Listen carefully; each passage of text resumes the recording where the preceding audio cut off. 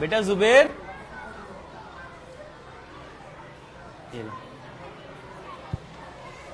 जुबैर ये कितनी उंगलियां हैं? भाई इसको क्या मालूम, इसके अब्बू से पूछेंगे, इससे तो कम दिखाई देता है। यार मैंने कितनी बार कहा कि मेरे वाले साहब का मजाक ना उड़ाया करो।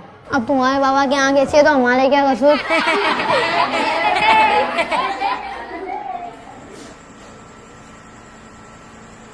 अब्बू मैंने आपको कितनी दफा कहा है कि मेरी क्लास की तरफ ना आया करें। सब दोस्त मेरा मजाक उड़ाते हैं कि तुम्हारे वालिद की एक आंख नहीं है, और ये मुझे बिल्कुल अच्छा नहीं लगता कि कोई आपका मजाक उड़ाए। बस इतनी सी बात है। ठीक है बेटा, आइंदा नहीं आएंगे। वालिद ने बेटे की मजबूरी को देखते हुए फैसला किया कि आइंदा वो उसके दोस्तों के सामने उसके रूबरू जाने से गुरेज करेंगे। लेकिन जैसे जैसे वक्त आगे बढ़ रहा था, जुबैर जिंदगी में कामयाबियां हासिल करता जा रहा था। उसका ये खौफ बढ़ता जा रहा था कि उसके वालिद की वजह से लोग मजाक न उड़ाएं।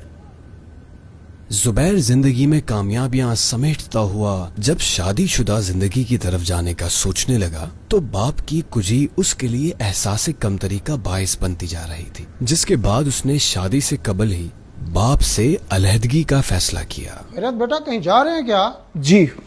कुछ बताया भी नहीं है, यूं ही चुपचाप। जिंदगी के सफर की शुरुआत है, अभी मुझे बहुत कुछ करना है, शादी करनी है, इसलिए मैंने फैसला किया है कि मैं अलग रहूंगा। आपको किसी चीज की जरूरत हो तो बता दीजिएगा। नहीं बेटा, मुझे आपकी कामयाबी चाहिए, जहां भी रहें आप खुश रहें। जुबैर ने वालिद से अलहदगी के बाद शादी कर ली। कुदरत ने उसे औलाद की नेमत से नवाजा। उसके पास घर, बीवी, बच्चे सब कुछ था। वो नफ्सियाती तौर पर बाप के बगैर जिंदगी को कबूल कर चुका था। लेकिन उसका वालिद अक्सर व बेशतर दूर से ही सही, लेकिन अपने बेटे को देखता, पोते पोतियों को देखता और खुश होता। वक्त गुजर गया। एक रोज उसके वालिद ने सोचा कि वो बेटे से मिले और अपनी जमा पूंजी उसके हवाले कर दे, और वो वहां जा पहुंचा। जाओ बेटा, दरवाजा खोलो, देखो कौन है।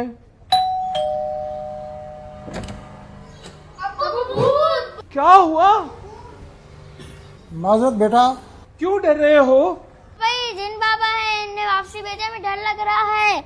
100 बार कहा है कि मत आया करें यहाँ पे।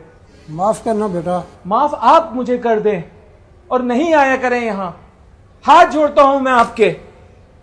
दिल ना दुखाना कभी भी इनका, इनकी रिज़ा में रब की रिज़ा है। थक गया, आओ थोड़ी देर आराम कर लेते हैं। बाबा आपके साथ कितना मजा आता है।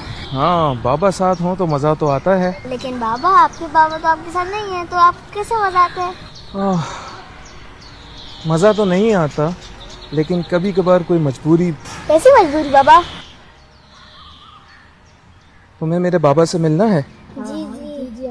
चलो आज मैं आपको अपने बाबा और आपके दादा जान से मिलवाता हूँ। चलो।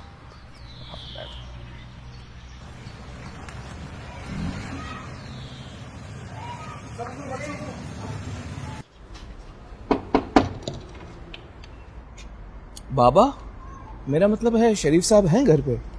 तुम जुबैर हो ना? शरीफ साहब का इंतकाल हुए तो 6 माह हो गए। क्या कह रहे हैं? जो है वही कह रहा हूँ। उन्होंने मकान के कागजात और एक खत दिया था और कहा था कि कभी तुम आओ तो ये मैं तुम्हें दे दूं, वरना ये घर किसी मस्जिद को डोनेट कर देना। आइए मैं आपको फाइल दे दूं। तेरी उंगली थाम के चलता था,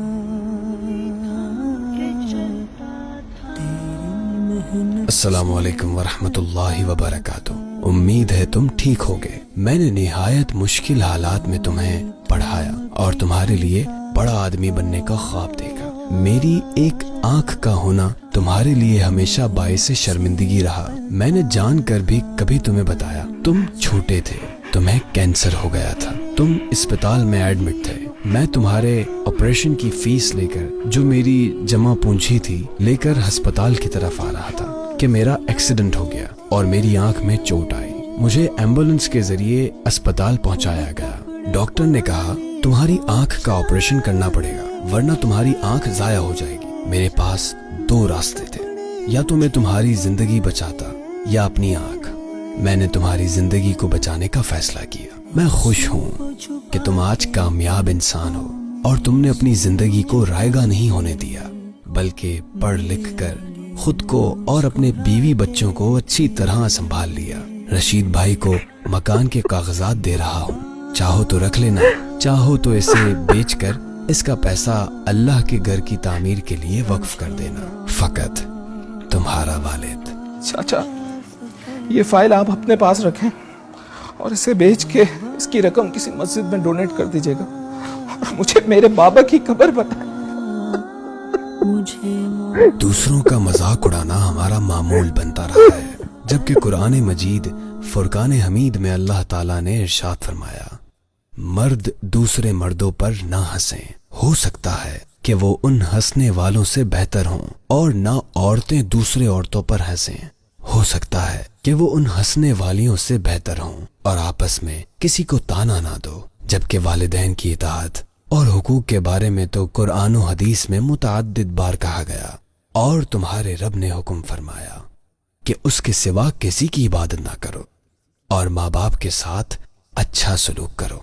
अगर तेरे सामने उनमें से कोई एक या दोनों बुढ़ापे को पहुंच जाएं, तो उनसे उफ तक ना कहना और उन्हें ना झड़कना और उनसे खूबसूरत नरम बात कहना।